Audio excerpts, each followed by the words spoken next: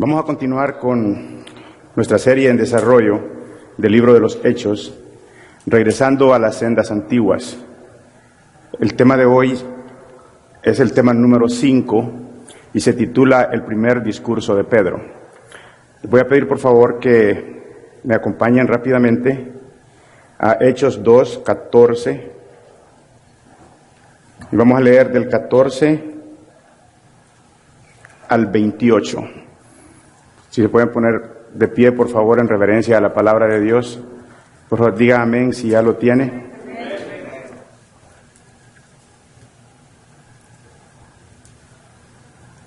Hechos 2:14. Entonces Pedro, poniéndose en pie con los 11, alzó la voz y les habló diciendo: varones judíos y todos los que habitáis en Jerusalén, esto os sea notorio, y oíd mis palabras. Porque estos no están ebrios como vosotros suponéis, puesto que es la hora tercera del día. Mas esto es lo dicho por el profeta Joel. Y en los postreros días, dice Dios, derramaré de mi espíritu sobre toda carne, y vuestros hijos y vuestras hijas profetizarán, vuestros jóvenes verán visiones, y vuestros ancianos soñarán sueños. Y de cierto sobre mis siervos y sobre mis siervas en aquellos días derramaré de mi espíritu y profetizarán.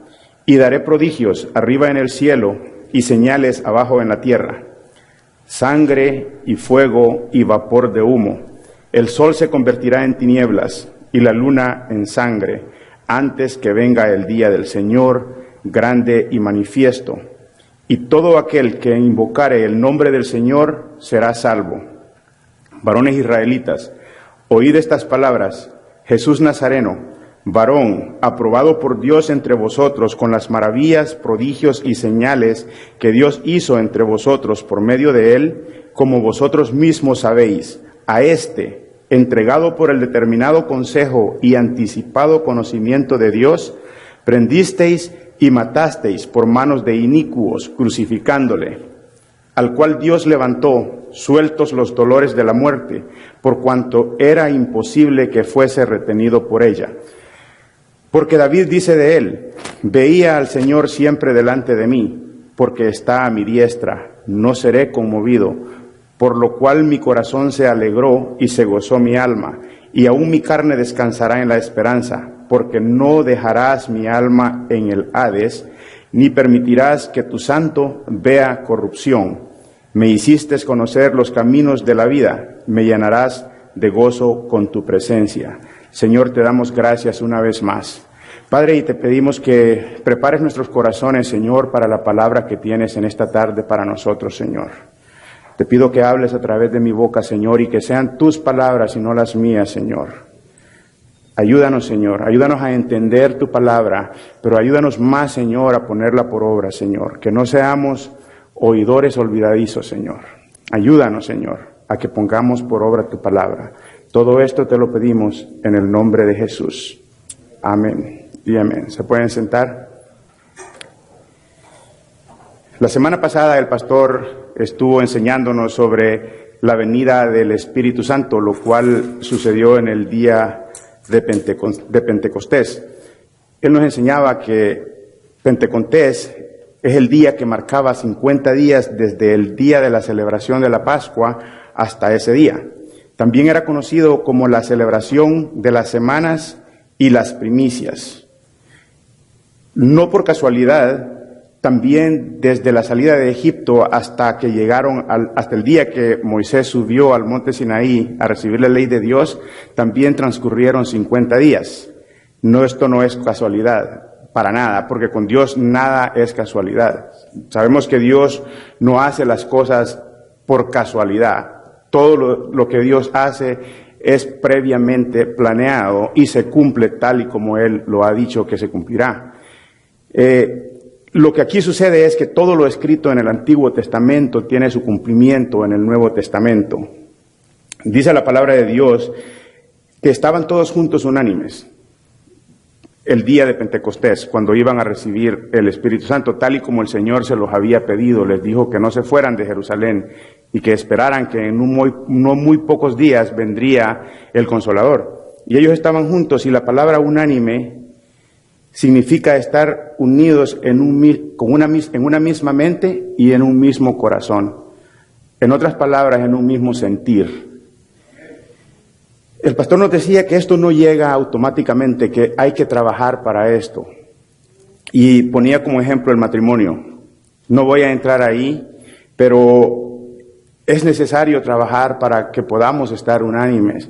Cuando nos reunimos para orar, necesitamos estar unánimes, porque necesitamos estar de acuerdo en lo que vamos a orar. No podemos reunirnos como congregación para orar e interceder por los hermanos, cuando el que está orando, el que nos está dirigiendo en oración, otro está orando por otra cosa. Tenemos que estar en una misma mente, en un mismo sentir. El pastor decía de que podemos estar juntos sin estar unánimes, como también podemos estar unánimes sin estar juntos. Y eso está bien, estar unánimes sin estar juntos, pero no está bien que estemos aquí todos reunidos y no estemos unánimes. Como por ejemplo, yo estoy acá ahora hablando, compartiendo con ustedes la palabra de Dios, y pues para que estemos unánimes debemos de estar todos en el mismo sentir, en el mismo fluir. Ahora, si unos de este lado están pensando en el gato, en el perro, no están unánimes. No están unánimes con nosotros. Y Dios, el Señor nos manda a que estemos unánimes, que estemos en un mismo sentir, en un mismo corazón. El que podemos estar unánimes sin estar juntos, él ponía, por ejemplo, y esto lo hemos hablado con el hermano William, y él lo sugirió en una reunión que tuvimos, lo sugiere, es que podríamos llamarnos por teléfono, orar entre nosotros, y eso es estar unánimes, y no estamos juntos. O podemos ponernos de acuerdo en un día, o que mañana a las 6 de la mañana nos llamamos y oramos. Entonces nos ponemos de acuerdo, estamos en el mismo sentir, no estamos juntos, pero estamos unánimes. Cuando el Espíritu Santo descendió en el día de Pentecostés, hubo un gran estruendo y todos fueron llenos del Espíritu Santo. Y hablaban en lenguas diferentes, dice la palabra. No voy a entrar mucho, no voy a abundar mucho en cuanto a las lenguas, porque lo que el pastor enseñó el domingo pasado dejó bien claro este tema. Entonces no hay nada que agregarle, simplemente voy a pasar por encima sobre este tema, porque ya las cosas para mi forma de ver ya quedaron claras. El hablar en lenguas no es una señal de la presencia del Espíritu Santo en uno. El pastor lo enseñó el domingo pasado. Como tampoco es una señal de que una persona es salva, el hecho de que hable en lenguas. Como muchas otras señales, muchas otras manifestaciones que cualquiera puede tener, eso no significa que una persona está llena del Espíritu Santo. Ahora, si usted no habla en lenguas, tampoco significa que usted no tiene al Espíritu Santo. Y eso ha sido un tema de discusión en muchos lugares. Alguien me decía a mí que hay iglesias, nunca he ido a una de ellas, pero alguien me decía a mí que si usted no habla en lenguas, le niegan la membresía de la iglesia. Yo nunca he ido a una iglesia de esas, pero parece que sí es así, porque toman como el hablar en lenguas la evidencia de que usted ha recibido el Espíritu Santo. En otras palabras, la evidencia que usted ha nacido de nuevo. Pero esto no debería de asustarnos. Si es que no se habla en lenguas, no debería de asustarnos, porque eso no es lo que la Biblia nos enseña. El pastor lo explicó bien el domingo pasado. En una iglesia que nosotros nos congregábamos hace años, hace unos 8 años, ellos tenían los encuentros. Y me acuerdo que cuando yo iba a ir al encuentro, había ciertos requisitos que ellos tenían que verificar en uno para que uno pudiera ir al encuentro. Y cuando yo fui a dar mis datos y le di mi nombre, el muchacho que estaba tomando toda la información me preguntó, ¿ya fuiste bautizado en agua? Y yo le dije, sí, okay, y en espíritu. Entonces yo me quedé como, le dije, explícame bien la pregunta. O sea, ya fui bautizado en agua, pero cuando me preguntas si ya fui bautizado en espíritu, ¿a qué te refieres? Yo sabía que yo ya había recibido al Señor. Yo también entendía que al momento de yo recibir al Señor, yo también había recibido el Espíritu Santo, independientemente de que hablara en lenguas o no. Y le dije, explícame mejor la pregunta, si has sido bautizado en espíritu. Y él me dijo, ¿hablas en lenguas? Y yo le dije, no, entonces no has sido bautizado en el espíritu. Son requisitos que los hombres los han establecido. La Biblia no nos enseña eso. Y hasta cierto punto, pues yo me preocupé. Porque entonces ya me pusieron, lo dividían por categorías, como por ejemplo, no, este todavía no ha recibido al Señor, este todavía no es hijo de Dios. Y los que sí habían sido bautizados en espíritu, de acuerdo a ellos, estos sí eran hijos de Dios, pero eso no es lo que la Biblia nos enseña. Hay un versículo que Pablo, cuando está hablando de los dones en la iglesia, dice, ¿hablan todos en lenguas? Dice, no.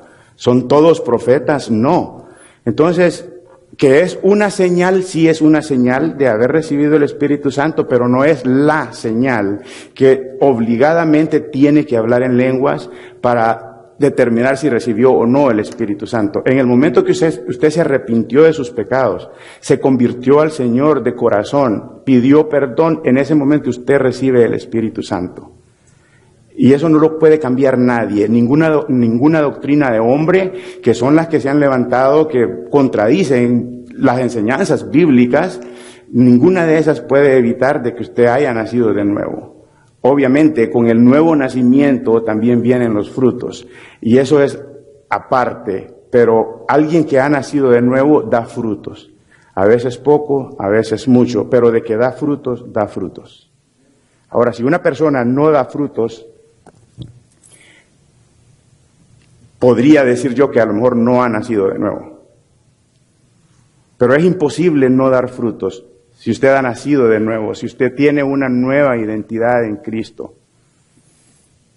Ninguna obra es señal de ser salvo. Ninguna obra. Las obras no salvan. El pastor tocó el versículo, en tu nombre y echamos fuera demonios, en tu nombre profetizamos, en tu nombre hicimos. Y el Señor les dijo, apartaos de mí, nunca os conocí. Eso es una clara señal de que las obras no salvan. El hacer milagros no significa que una persona que hace milagros, bueno, la persona no hace los milagros los hace Dios, pero alguien que dirige algo y hay milagros en medio de eso no significa que esa persona es salva necesariamente. Hubieron 2 versículos que el pastor no los tocó la semana pasada y fueron los versículos, y los vamos a tocar hoy, fueron los versículos 12 y 13. Hoy vamos a estar hablando de ellos. Y el tema de hoy, como les dije, se llama el primer sermón de Pedro o el primer discurso de Pedro. Y pues vamos a comenzar. Hoy estaremos hablando del primer discurso de Pedro, el cual ocurre el mismo día de Pentecostés. Ocurre inmediatamente después de que el Espíritu Santo fue derramado sobre los que estaban ahí presentes. Y a causa del asombro de unos y las burlas de otros, digo el asombro de unos y las burlas de otros, esto es lo que está en los 2 versículos, dice que unos estaban atónitos, unos estaban asombrados, y el versículo 13 dice de que unos se burlaban y decían, estos están llenos de mosto. Por si no sabe qué es mosto, es vino, alcohol. Yo no sabía, no sé si ustedes sabían eso, pero, o sea, en otras palabras estaban diciendo, estos están ebrios, estos están borrachos, por lo que ellos veían, por las manifestaciones que ellos veían. Pedro se pone de pie y comienza a dirigirse a ellos. No hacía mucho tiempo Pedro había sido impulsivo, cortándole la oreja a uno de los guardias que habían venido a capturar al Señor. Si usted recuerda ese evento, cuando vinieron a apresar al Señor, Pedro desenfundó la espada y le cortó la oreja a uno de los que habían venido. Fue impulsivo, reaccionó de una manera no cristiana, por decirlo de alguna manera. También Pedro le había dicho al Señor, aunque todos se apartasen por causa de él no se apartaría, había sido emocional. Porque el Señor le dijo a Pedro de que todos se dispersarían a causa de él, y Pedro le dijo, aunque todos se apartasen, yo no me apartaré, Señor. A lo que el Señor le responde, antes de que el gallo cante me negarás 3 veces. Lo cual se cumplió tal y como lo dijo el Señor. Antes de la venida del Espíritu Santo vemos a un Pedro impulsivo, emocional, al decirle al Señor, Señor, yo no te dejaré, yo estaré contigo, aunque todos se vayan, está moviéndose por emociones, y al final le falló al Señor, cuando lo negó 3 veces. Pero el Espíritu Santo viene sobre él en el día de Pentecostés, como vino sobre todos, y ahí sucede un cambio, y un cambio radical, que es el cambio que debería de suceder en todo hijo de Dios que ha recibido el Espíritu Santo. Y no hay excusa, no nos podemos excusar en decir, ¿quién no peca? ¿Quién no falla? No nos podemos esconder detrás de esa cortina para seguir viviendo la misma vida que teníamos antes de conocer al Señor, antes de venir a los pies del Señor. Este Pedro que se puso en pie habla con autoridad. Ya ha recibido el Espíritu Santo. En Hechos 1:8 dice, pero recibiréis poder cuando haya venido sobre vosotros el Espíritu Santo, y me seréis testigos en Jerusalén, en toda Judea, en Samaria y hasta en lo último de la tierra. Este es un Pedro totalmente cambiado. Pararse en medio de todos y hablarles en la forma que les habló, se necesitaba valentía. Se necesitaba, y él mostró no ser valiente al momento de negar al Señor. Pero este Pedro, ya con el Espíritu Santo morando en él, se para con autoridad.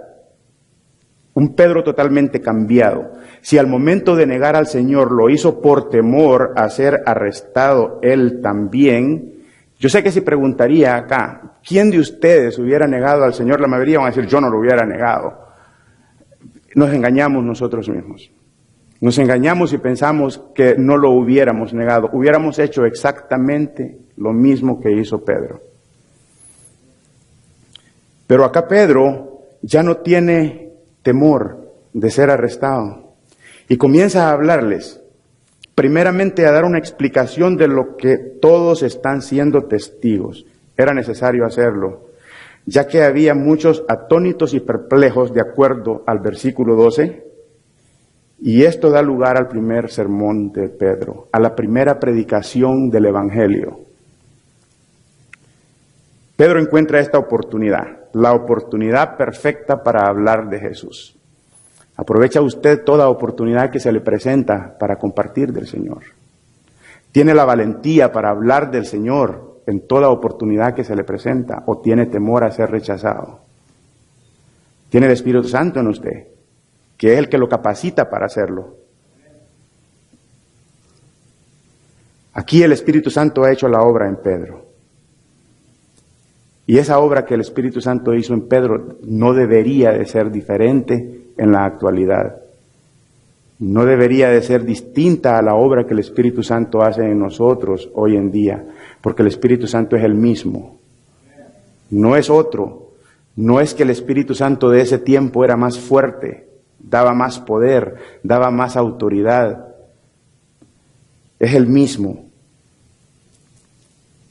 Lo que no nos permite es la dureza de nuestro corazón, que no nos permite que el Espíritu Santo se mueva con libertad.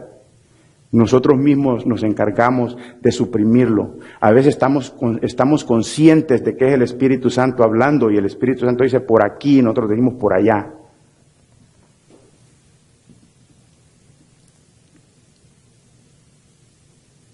O tal vez porque no tenga el Espíritu Santo.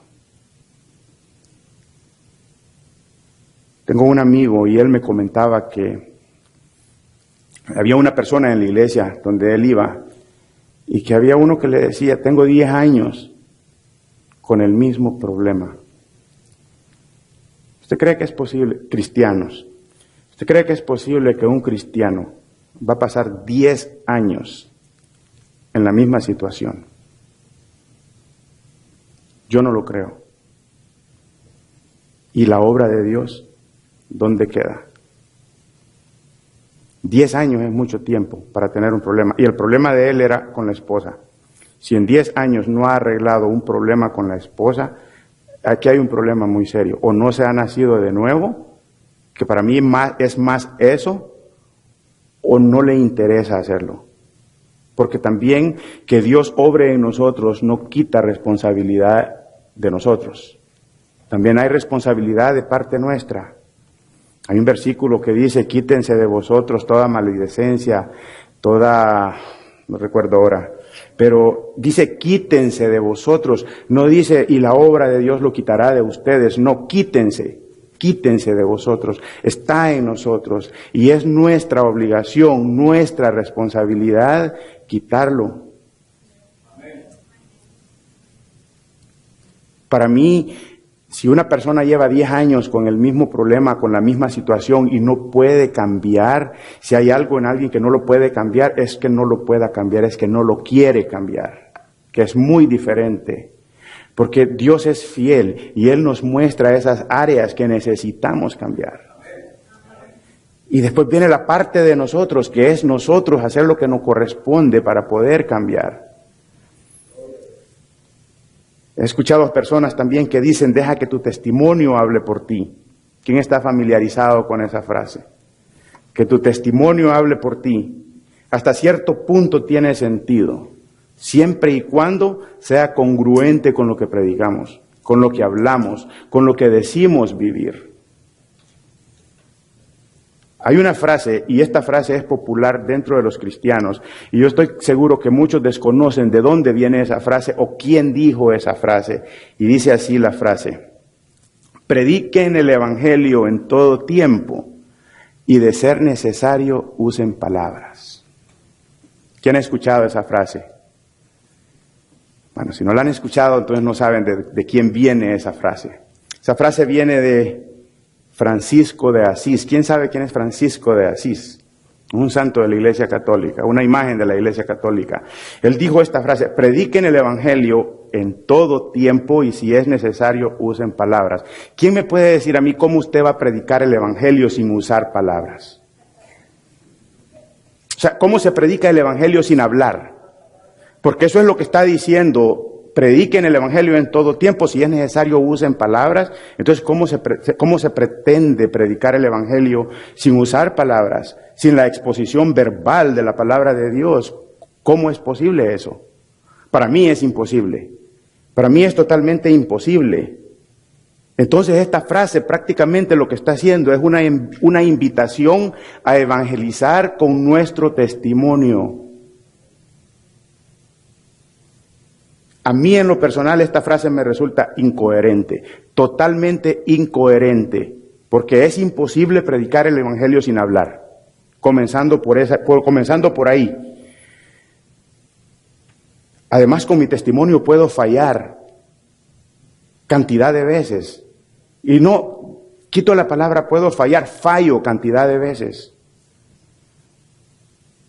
y hago más daño al evangelio con mi testimonio y dejando que mi testimonio, si de por sí mucha gente no quiere nada con Dios por lo que ve en los cristianos, entonces ¿cómo se puede decir que con mi testimonio voy a evangelizar?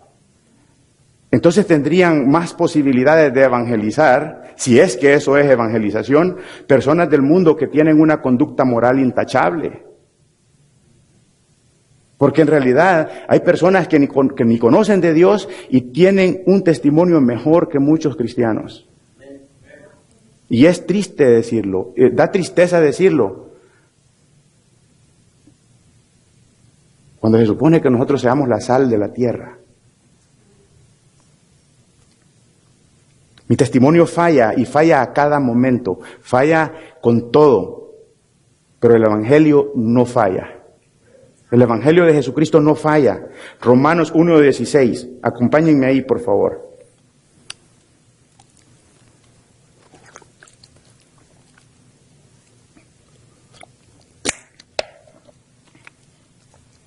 Romanos 1:16.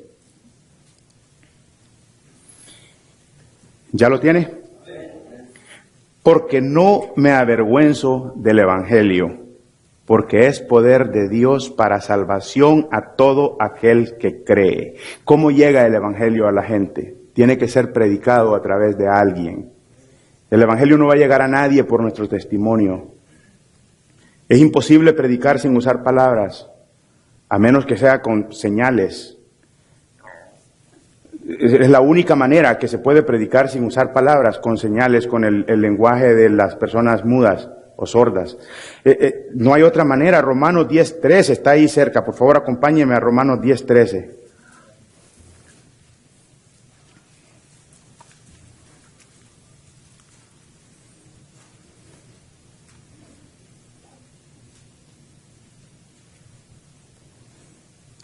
Romanos 10:13, ¿ya lo tiene?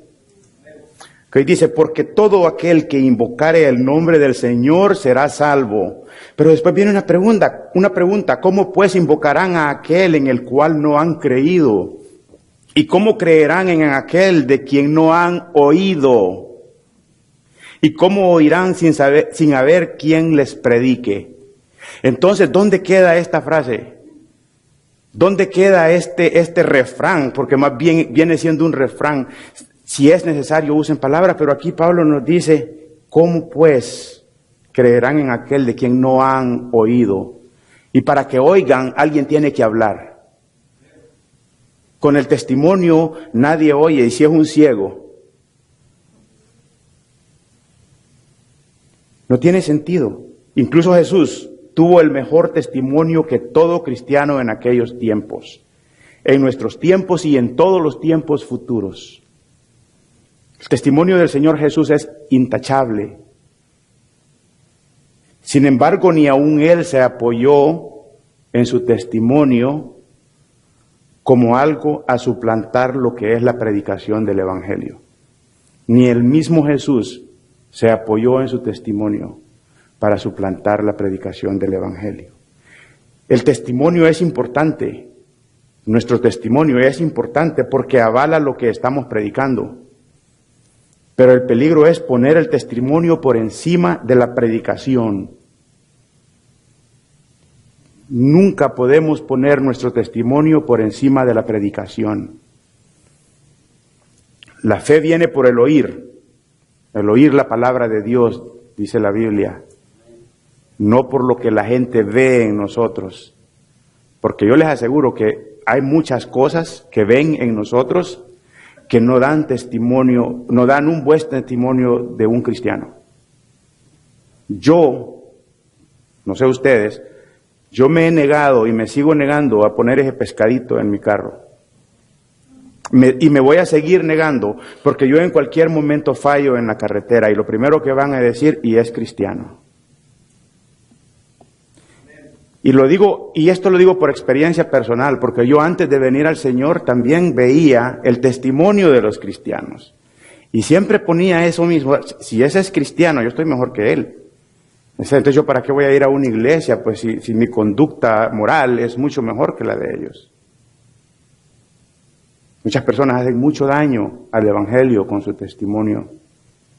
Entonces el testimonio nunca puede suplantar la predicación del Evangelio. Nadie se convierte al Señor por ver cómo los cristianos andan. Ni el testimonio es el Evangelio, ni la apologética es el Evangelio, ni los milagros son el Evangelio. Acompáñenme a Marcos 1:32, por favor.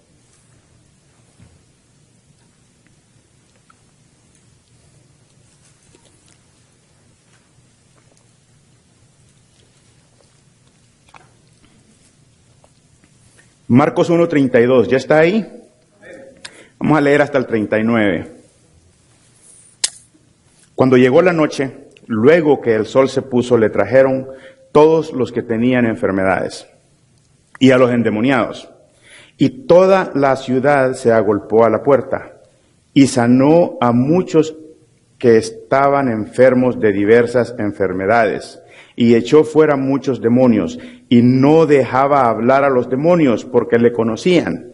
Levantándose muy de mañana, siendo aún muy oscuro, salió y se fue a un lugar desierto y allí oraba. Y le buscó Simón y los que con él estaban. Y hallándole le dijeron, todos te buscan.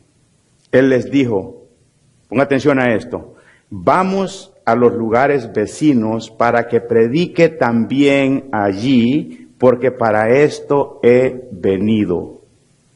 Y predicaba en las sinagogas de ellos y en toda Galilea, y echaba fuera los demonios. Esto es el Señor Jesús hablando.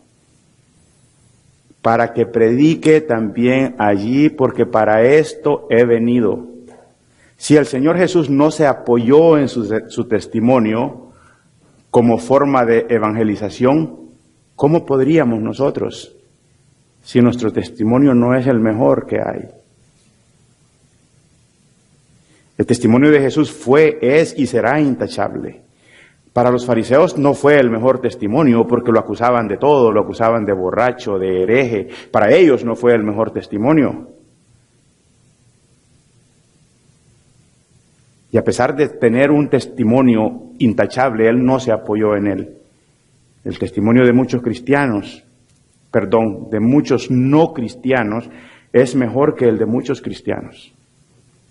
Y es a causa de eso que mucha gente no quiere saber nada de Dios. Y generalmente esta gente es gente que en algún momento asistió a alguna iglesia y salió herida, salió ofendida, salió lastimada. Y son los que menos quieren saber del Señor. Y esto no es solamente responsabilidad de los que han dado mal testimonio, también es responsabilidad de ellos porque pusieron su mirada en el hombre. Y no se puede juzgar a Dios por lo que el hombre nos hace. Dios no tiene la culpa. La frase de predicar con el testimonio pone claramente el énfasis en los actos humanos como manera de evangelización, restando importancia a la exposición verbal de la palabra. A lo mejor ustedes ahora se están preguntando, ¿qué tiene que ver esto con el texto de hoy? Con el texto que leímos al principio. Tiene que ver, y tiene que ver mucho, ya que muchas de las personas ahí presentes no entendían lo que pasaba, diciendo están llenos de mosto, están borrachos, estaban juzgando por lo que veían. Esto lleva a Pedro a ponerse en pie y a comenzar su discurso. Él supo que tenía que predicar a Cristo en ese momento y aclarar los sucesos que estaban presenciando. Además, lo que ellos estaban presenciando no salvaría a nadie, pero la predicación del Evangelio sí lo haría. Pedro fue intencional y aprovechó la oportunidad. Aquí es, ahora es que les voy a hablar de Jesús, del único que nos puede salvar. El peligro que se corre al no predicar y dejar que sea nuestro testimonio que hable es muy grande, ya que podemos hacer a un lado la obra de Dios en nuestro interior, que es la que causa la manifestación exterior, el testimonio. Y fácilmente podemos enorgullecernos y pensar que lo que sea que hayamos cambiado, si es que hemos cambiado algo, ha sido por nuestro propio mérito y no por la obra de Dios en nosotros. Recuerde, lo externo de nosotros es la manifestación de lo que Dios hace en lo interior de nosotros. Y el peligro acá que se corre es, si a usted lo conocían por ladrón, por borracho o por lo que sea, y alguien viene y dice, ¿cómo ha cambiado? ¿Cómo ha cambiado? Nadie dice cómo lo ha cambiado Dios. Eso lo podemos decir nosotros en la iglesia. Nosotros que nos conocemos podemos decir, el hermano cómo ha cambiado en esta área. Eso lo podemos decir nosotros, pero afuera no. La gente va a decir cómo ha cambiado. Entonces fácilmente, claro, gracias a Dios que he cambiado. No, gracias a Dios que me ha cambiado. Porque no somos nosotros los que cambiamos, es Dios que nos cambia. Y ese es el peligro cuando dejamos que el testimonio hable por nosotros. Porque entonces es como que opacáramos la obra de Dios, la obra del Espíritu Santo en nosotros. Y no podemos, nunca podemos olvidarnos de dónde nos sacó Dios. Es la obra del Espíritu Santo la que produce los cambios. En el texto que leímos al principio, Hechos 2:14, acompáñenme por favor.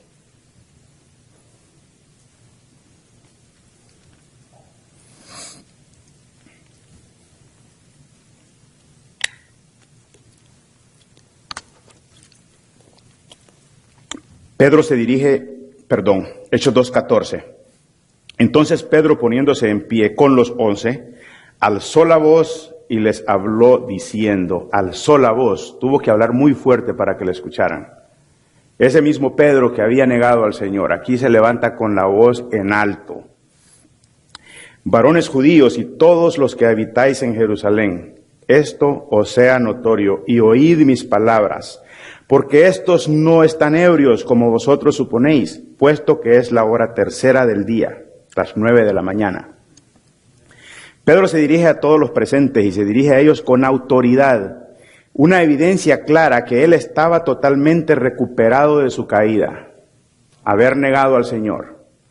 ¿Qué había causado eso? El Espíritu Santo que había descendido sobre él. Y estaba también completamente restaurado. Al que él mismo había negado, no hacía muchos días, ahora se preparaba para confesarle, para darle a conocer a quienes no lo conocían. Y estaba dispuesto a hacerlo de una manera osada. Y aquí comienza la predicación del Evangelio. En ese momento, el Evangelio se predica por primera vez. Mateo 16, 19, acompáñenme ahí, por favor. El contexto de esto, de Mateo 16, 19, habla cuando el Señor les preguntó quiénes dice la gente que yo soy. Y empezaron a decirle a algunos de los profetas, y empezaron a decirle lo que ellos oían, y después el Señor les preguntó quiénes dicen ustedes que yo soy. Bueno, la historia se la conocen. En Mateo 16, 19 dice, y a ti, dirigiéndose a Pedro, te daré las llaves del reino de los cielos, y todo lo que desatares en la tierra será desatado en los cielos. Es muy claro que este versículo estaba dirigido a Pedro, porque Pedro fue el que respondió cuando le dijo, tú eres el Hijo del Dios. Se dirige a Pedro. ¿Qué significan las llaves del reino de los cielos? Cuando el Señor Jesús le dijo, a ti te daré las llaves del reino de los cielos. ¿Qué significa? Ahorita lo vamos a entender. Todo el Nuevo Testamento nos enseña que lo único que necesita una persona para entrar en el reino de los cielos o tener vida eterna es fe en Jesucristo. El pasaje entonces debe de ser tomado como algo figurativo, no literal, ya que este no nos enseña que necesitamos obtener unas llaves especiales para abrir las puertas de los cielos, como muchos fariseos de esos tiempos pensaban, que ellos tenían la potestad de decidir quién entra y quién no entra al reino de los cielos. Los fariseos, los religiosos de ese tiempo. Tampoco nos enseña que Pedro es el portero del cielo y decide quién entra o no. Los fariseos consideraban que una persona enferma o con un defecto físico era porque estaba en pecado o en maldición, por lo tanto no entraba en el reino de los cielos.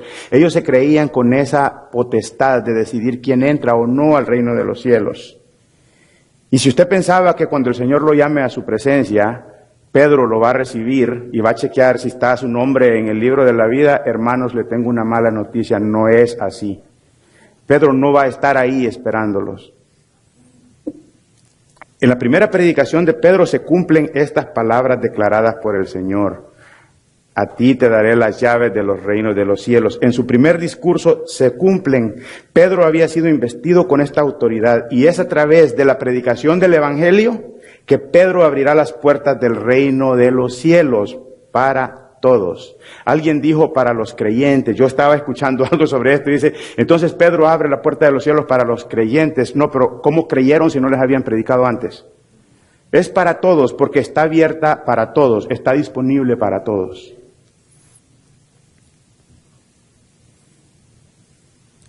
Comienza diciéndoles que ahí nadie está ebrio como ellos suponían. Aquí no hay ningún borracho como ustedes creen.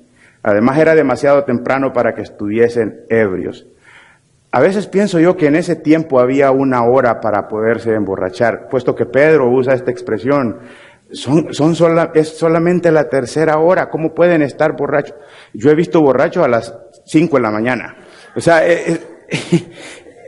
pero a lo mejor en este tiempo, porque también tenemos que ver la historia cultural para poderlo entender, no tuve el tiempo para averiguar si en esos tiempos la gente no se podía emborrachar a las 9 de la mañana. Hoy en día se emborrachan a la hora que sea, pero Pedro les dice, es muy temprano para que estén borrachos, aquí nadie está borracho, son solo las 9 de la mañana.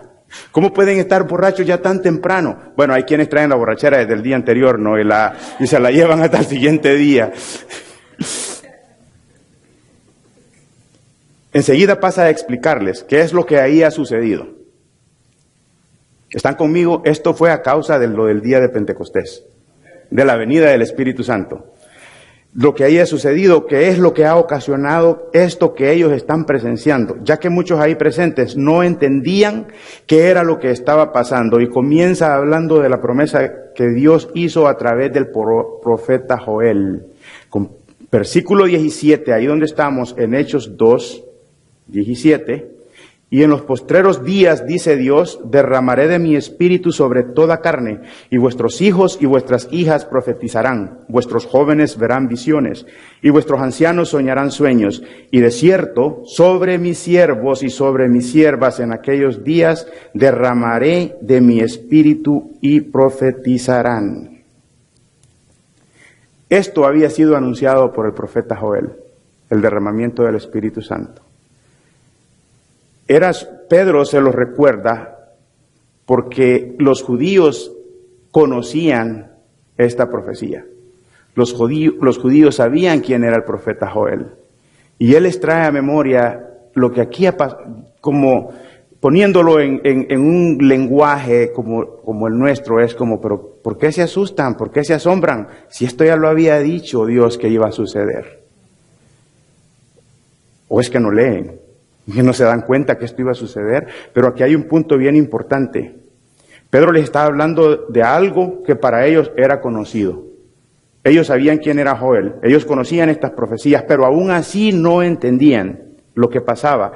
No se daban cuenta que ellos estaban siendo testigos oculares del cumplimiento de esta profecía, pero no lo entendían, ya que ellos no habían creído en el Señor Jesús, quien además en Lucas 24:49, no lo tiene que buscar, les anunció el cumplimiento de esta profecía. Lucas 24:49 dice, he aquí yo enviaré la promesa de mi Padre sobre vosotros, refiriéndose a Joel. Pero quedaos vosotros en la ciudad de Jerusalén hasta que seáis investidos de poder desde lo alto. Pedro había recibido ese poder. Y ese poder lo llevaba a hablar con la autoridad que estaba hablando cuando estaba dando este discurso.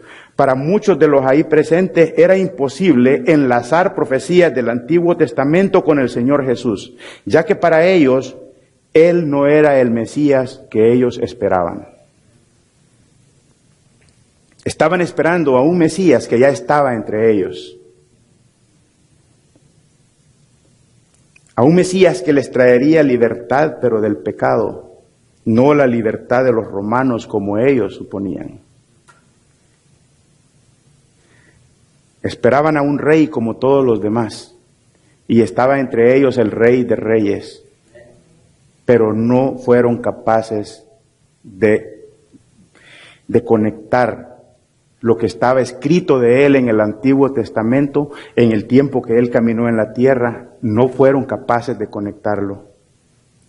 Pedro cita al profeta Joel como respuesta al asombro y las burlas de los que estaban ahí presentes, para que entendieran que el derramamiento del Espíritu Santo no debería haberles causado tanto asombro, que había sido previamente anunciado y que simplemente hoy se cumplía ante sus ojos. Esa era la explicación sencilla de lo que ahí estaba sucediendo. Así como otras profecías se habían cumplido durante el tiempo que el Señor estuvo en la tierra. Ellos estaban familiarizados con estas escrituras citadas por Pedro. Y él cita algo que ellos conocen para abrirles el entendimiento, para que pudieran entender qué es lo que había pasado y dejaran de asombrarse y dejaran de burlarse y dejaran de decir que estos están borrachos, porque estaban bien errados. De acuerdo con algunos comentaristas, la frase "los postreros días" hace referencia al tiempo entre la primera y la segunda venida del Señor.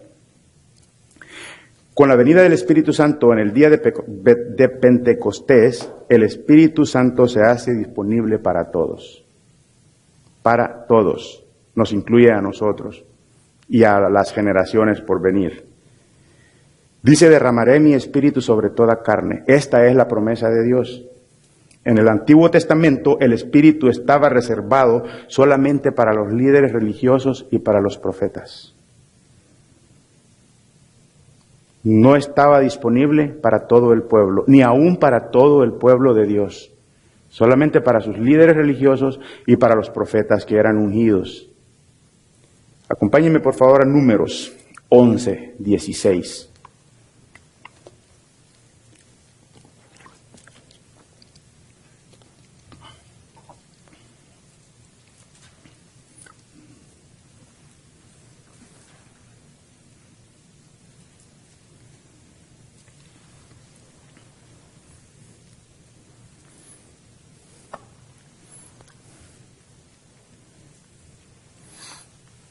Números 11:16. ¿Ya está ahí? Entonces Jehová dijo a Moisés, reúneme 70 varones de los ancianos de Israel, que tú sabes que son ancianos. Esto ancianos no se refiere a viejitos, se refiere a líderes de entre el pueblo de Israel,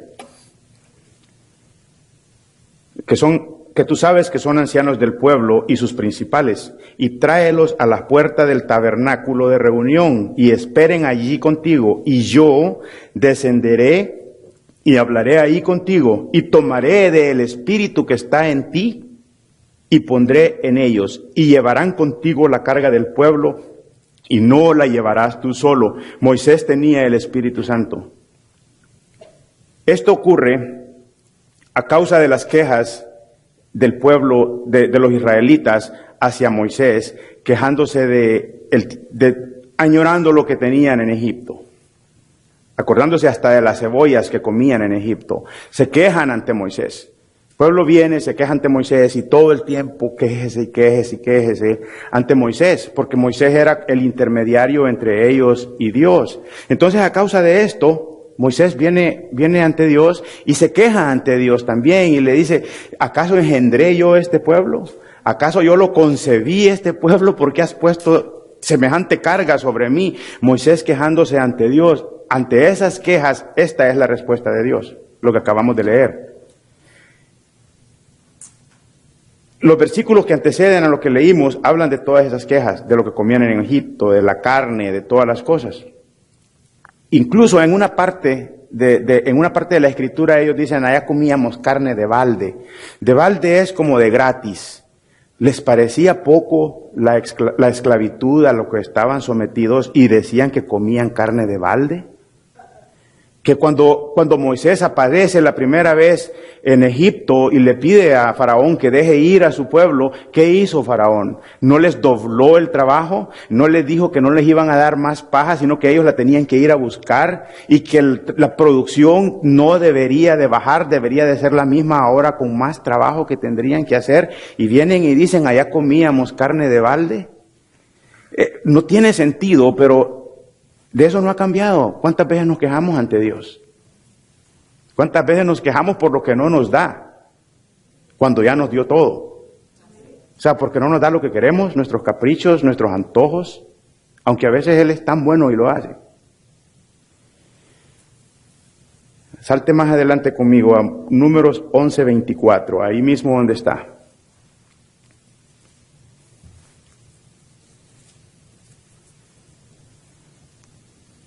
¿Ya está ahí? Vamos a leer hasta el 29, del 24 al 29. Y salió Moisés y dijo al pueblo las palabras de Jehová, y reunió a los 70 varones de los ancianos del pueblo, y lo hizo estar alrededor del tabernáculo. Entonces Jehová descendió en la nube, y le habló, y tomó del espíritu que estaba en él, y lo puso en los 70 varones ancianos. Y cuando posó sobre ellos el espíritu, profetizaron y no cesaron. Entonces Jehová descendió de la nube y le habló, Y habían quedado en el campamento 2 varones, llamado el uno Eldad y el otro Medad, sobre los cuales también reposó el Espíritu. Estaban entre los inscritos, pero no habían venido al tabernáculo, y profetizaron en el campamento. Y corrió un joven, y dio aviso a Moisés, y dijo, Eldad y Medad profetizan en el campamento. Entonces respondió Josué, hijo de Nun, ayudante de Moisés, uno de sus jóvenes, y dijo, Señor mío Moisés, impídelos. Y Moisés le respondió, ¿tienes tú celos por mí? Ojalá todo el pueblo de Jehová fuese profeta y que Jehová pusiera su espíritu sobre ellos. Era Moisés como deseando que todos tuvieran el Espíritu Santo en ellos. Y acá pueden haber muchas razones por las cuales Moisés quería que el Espíritu Santo estuviera en todos ellos. La Biblia no nos dice por qué estos 2 no asistieron al tabernáculo. La Biblia no da detalles sobre eso, pero sí es evidente que no es necesario estar en un lugar específico ni a una hora específica para ser alcanzado por el Espíritu Santo, ya que éste no está confinado a un lugar específico. Nadie puede detenerlo. La respuesta de Moisés a la sugerencia de Josué de impedirles que profetizaran fue similar a la del Señor Jesús en el Evangelio de Marcos, cuando los discípulos le dijeron que vieron a uno que en su nombre echaba fuera demonios y se lo prohibieron. Y el Señor respondió, pero Jesús dijo, no se lo prohibáis, porque ninguno hay que haga milagro en mi nombre y luego pueda decir mal de mí. La respuesta de Moisés fue igual, fue casi igual. ¿Tienes celo tú de mí? Yo quisiera que todos fueran profetas para que el Espíritu de Dios estuviera en todos. Y aquí, como les decía, hay razones para que esto sea así. Una de las cosas que entendemos de esto es que no podemos confinar al Espíritu Santo a un lugar específico.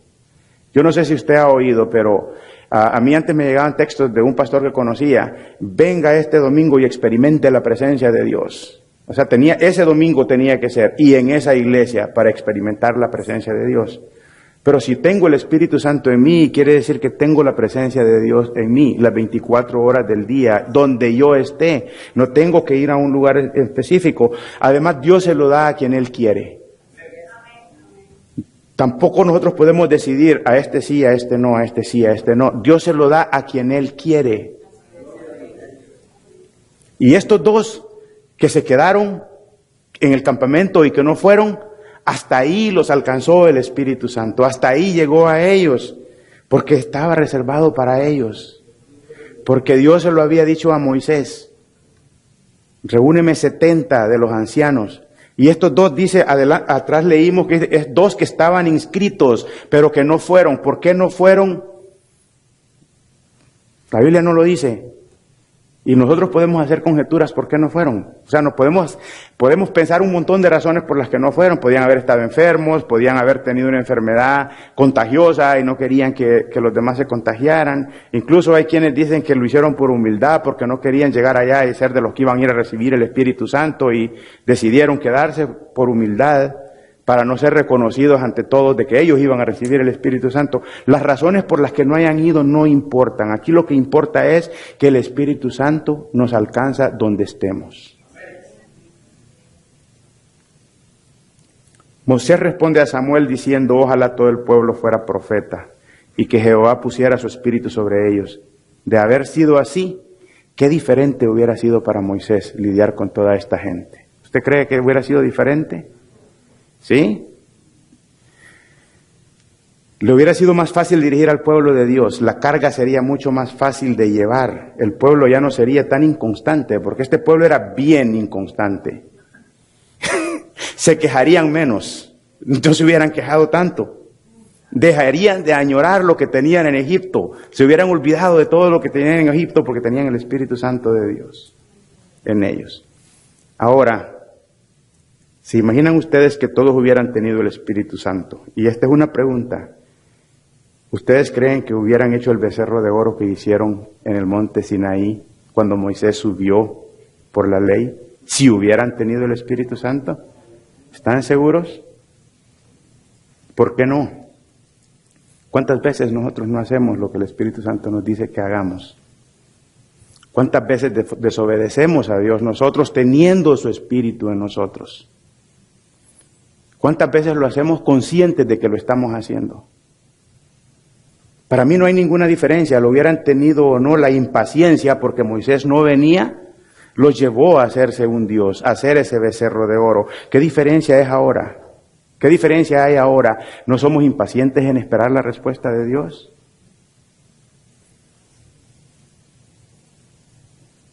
La respuesta es probablemente sí lo hubieran hecho, aún teniendo el Espíritu Santo en ellos.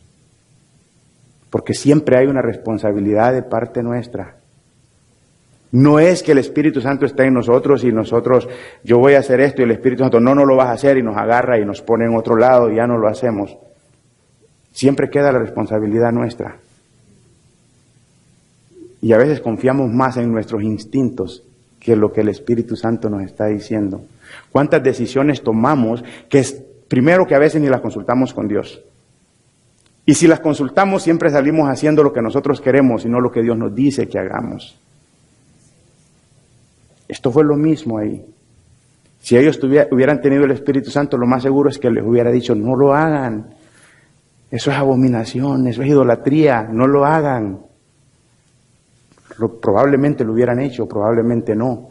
Pero si lo comparamos con el tiempo de ahora, ¿qué hacemos ahora nosotros que tenemos el Espíritu Santo? ¿No también hacemos cosas que el Espíritu Santo nos dice que no hagamos? Entonces es lo mismo. Posiblemente lo hubieran hecho, posiblemente no. Nunca lo vamos a saber.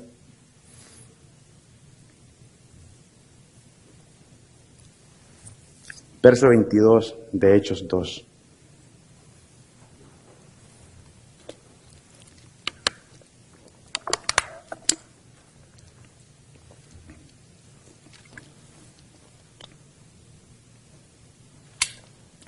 Varones israelitas, oíd estas palabras, Jesús Nazareno, varón aprobado por Dios entre vosotros, con las maravillas, prodigios y señales que Dios hizo entre vosotros por medio de él, como vosotros mismos sabéis. Después de haberles explicado lo que había pasado en cuanto al derramamiento del Espíritu Santo, comienza a hablarles de Jesús, a predicar el Evangelio. Y empieza describiéndolo como varón aprobado por Dios. Alguien aprobado es alguien que ha superado la prueba, dado por bueno o suficiente, hábil o competente. Jesús tenía la aprobación principal, la aprobación y autoridad del Padre. Y esta aprobación venía acompañada de maravillas, prodigios y señales. Era evidente que Jesús era el Mesías, el único en el cual se podría obtener la salvación eterna. La aprobación de Dios era evidente en él. Nadie podía negar esta verdad. Aún aquellos que dudaban de él, que él venía del Padre, las obras de Jesús le acreditaban. Aún los que dudaban no podían negar esa verdad. Pedro les recuerda las maravillas y prodigios y señales que Dios había hecho a través de él, pero antes haciéndoles ver que era aprobado por Dios. Y ellos habían estado presentes cuando Jesús dio estas señales, porque se los dice al final del versículo, como vosotros mismos sabéis. Ustedes vieron lo que hizo, ustedes vieron todos los milagros que hizo.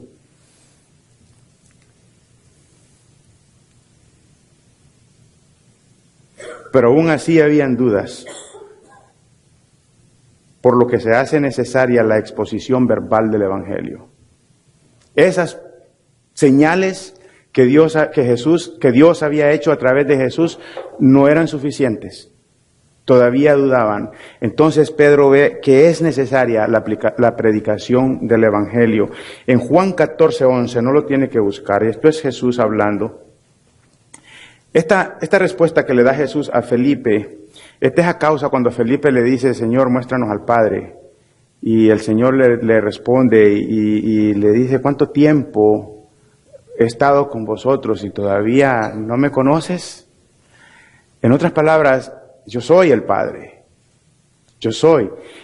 Entonces, la conversación sigue y al final, en el versículo 11 del capítulo 14 de Juan, Jesús le dice a Felipe, creedme que yo soy en el Padre y el Padre en mí. De otra manera, creedme por las mismas obras. La única vez que Jesús hace alusión a las obras para que crean en Él. Pero se lo está diciendo a alguien que ha estado con Él, que lleva tiempo con Él, que ha visto todo lo que ha hecho y aún así no cree. Entonces creedme por las mismas obras. Esa fue parte de la respuesta de Jesús a Felipe cuando éste le pidió que les mostrara al Padre. Como si el Señor le dijera, si no crees que yo soy en el Padre, entonces cree por lo que me has visto hacer. La única vez que Él hace alusión a sus obras para que crean en Él.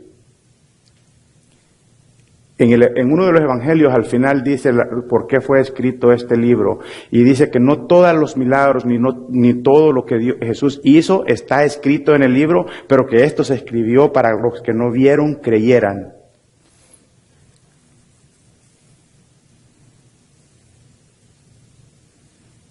Versículo 23. Hechos 2, 23.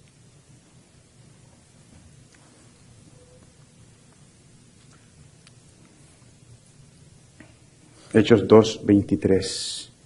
A entregado por el determinado consejo y anticipado conocimiento de Dios, prendisteis y matasteis por manos de inicuos, crucificándole.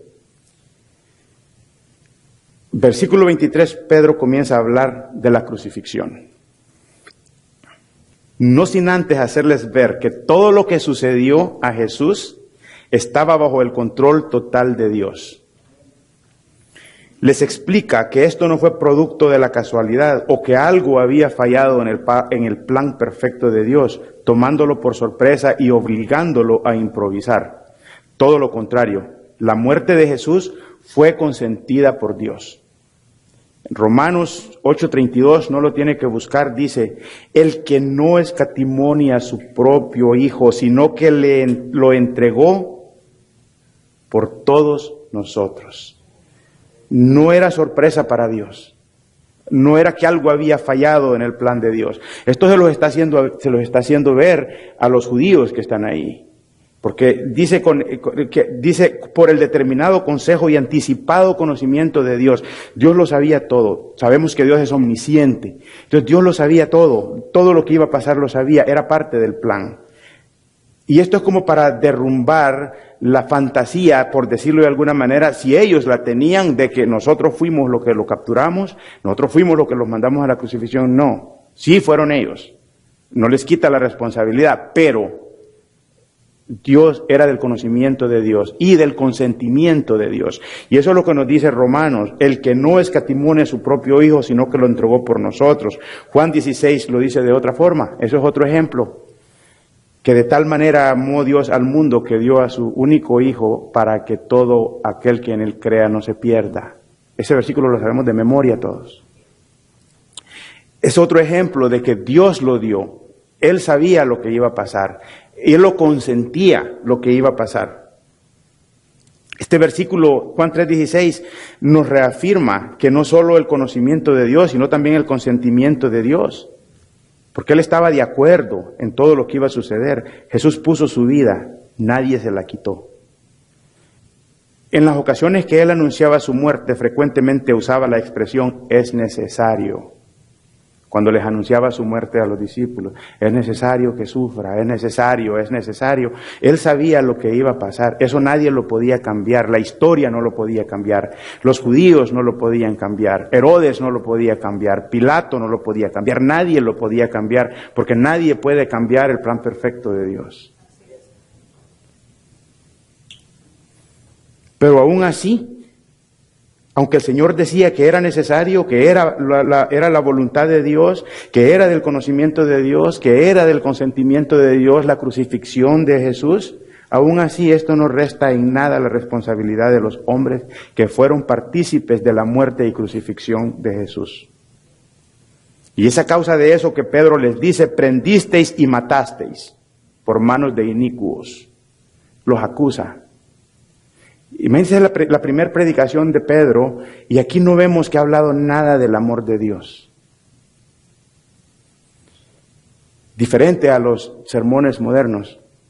que todo el sermón es del amor de Dios. Y cierto, Dios nos ama y Él es amor. Pero para poder gozar de ese amor también es necesario que confesemos nuestros pecados. Y aquí Pedro lo que les está diciendo, ustedes lo mataron, los está acusando de lo que hicieron con el Señor. No me voy a meter más ahí, pero el próximo domingo el pastor va a dar esa predicación, pero más adelante ustedes saben lo que pasa, que se convirtieron 3,000 y en todo el sermón no habla del amor de Dios.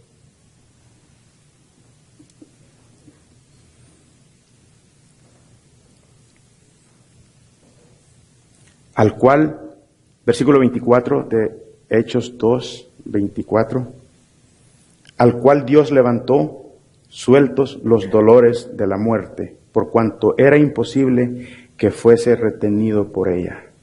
Finalmente, en el versículo 24, les habla de la resurrección.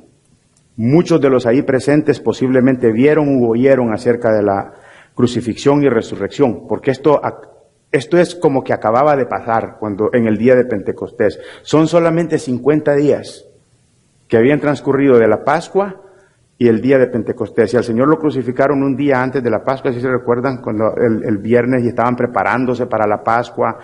Entonces no ha transcurrido mucho. Entonces de los que están ahí presentes, muchos, si no la mayoría, habían oído o habían estado y habían sido testigos de la muerte y la crucifixión de Jesús.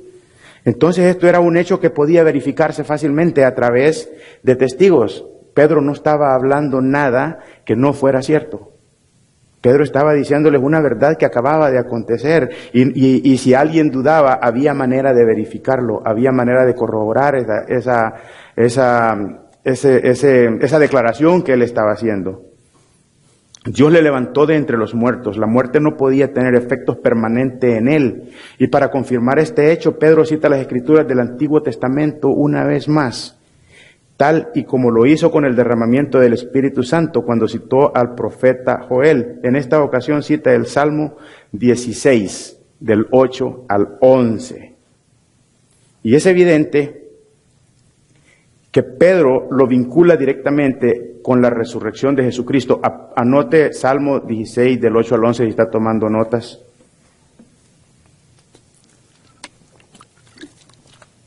Es más, acompáñenme ahí.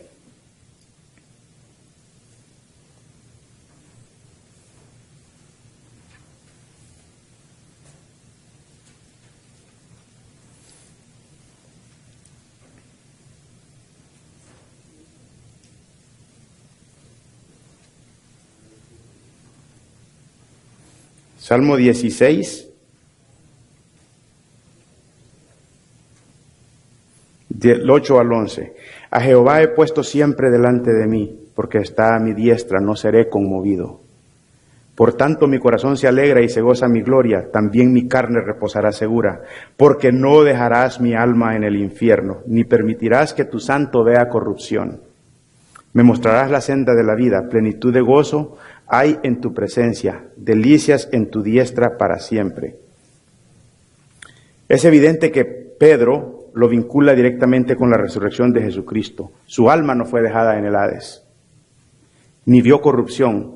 Sin embargo, ¿cómo podía saber Pedro que este pasaje se refería a la resurrección del Señor?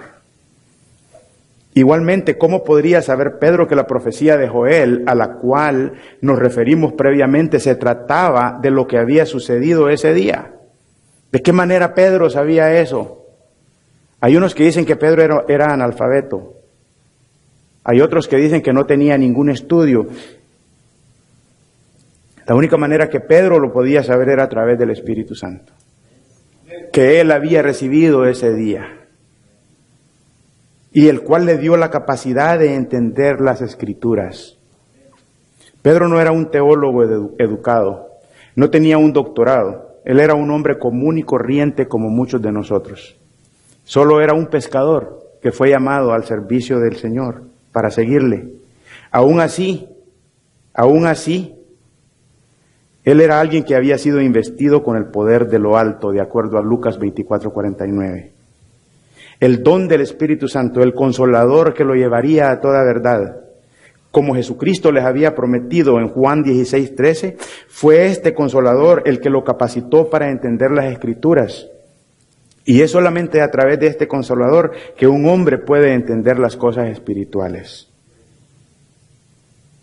Ese mismo Espíritu que moraba en Pedro, mora ahora en nosotros, en los hijos de Dios, el cual debería capacitarnos para entender las Escrituras, predicar el Evangelio, guiarnos a toda verdad, etcétera y etcétera.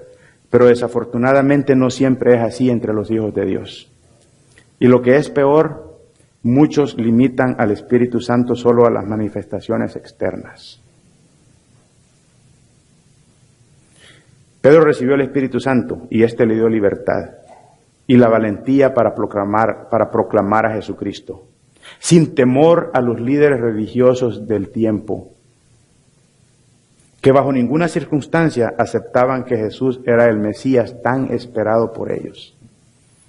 La pregunta es, ¿estamos nosotros ahora haciendo el uso que Pedro hizo del Espíritu Santo? ¿Estamos nosotros viviendo como Pedro vivió la presencia del Espíritu Santo en él? ¿Tenemos esa valentía para hablar del Evangelio de Jesucristo a los que lo necesitan? ¿Obedecemos al Espíritu Santo o lo entristecemos? ¿Cuántas oportunidades se nos presentan para predicarle a alguien de Jesucristo y a veces no lo hacemos por temor? Y pueden haber muchos temores.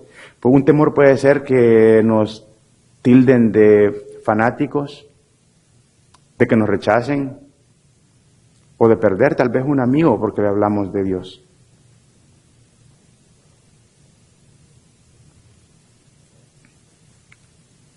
Pedro fue valiente.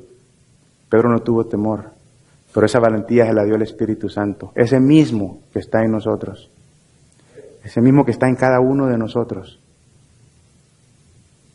Él tuvo temor cuando negó al Señor. Y tuvo temor y cualquiera en su lugar hubiera tenido temor. Pero cuando él recibió el Espíritu Santo, todo cambió en su vida. Tuvo autoridad, recibió autoridad y predicó el Evangelio con denuedo. De acuerdo a la Biblia, fue el primero que le predicó a los gentiles. Aunque Pablo fue el llamado para predicar a los gentiles, pero fue Pedro el primero que trajo el Evangelio a los gentiles cuando fue enviado a Cornelio.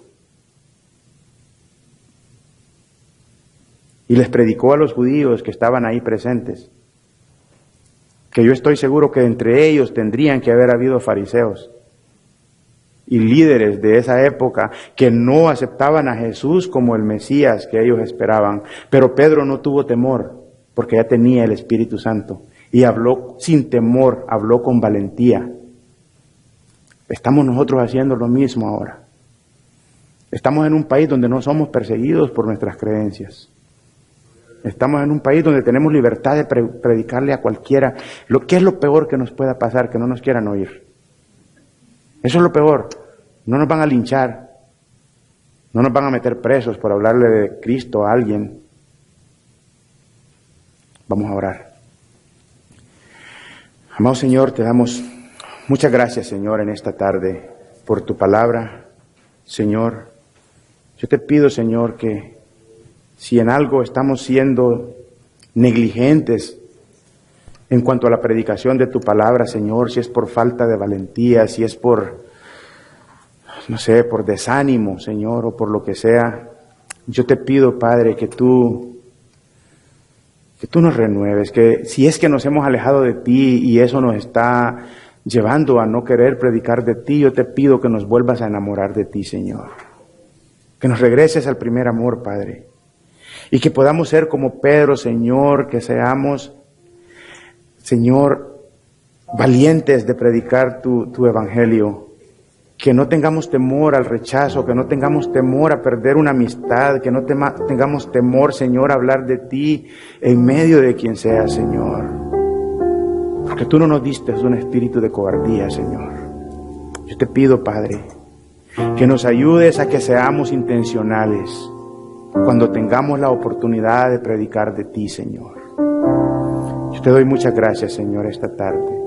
Te doy gracias por tu palabra, Señor, y yo te pido que esa palabra se quede grabada en nuestros corazones, Señor, y que nos des la oportunidad para llevarla a la práctica, Señor, para ponerla por obra, y que de una vez dejemos de ser, Señor, oidores olvidadizos. Que durante la semana, Señor, nos des las oportunidades para poder predicar tu evangelio, Señor, tal y como lo hizo Pedro, sin ningún temor. Pido que nos lleves con bien de regreso a nuestros hogares, Señor. A ti te damos toda la gloria y la honra, Padre, en el nombre de tu Hijo Jesús. Amén y amén.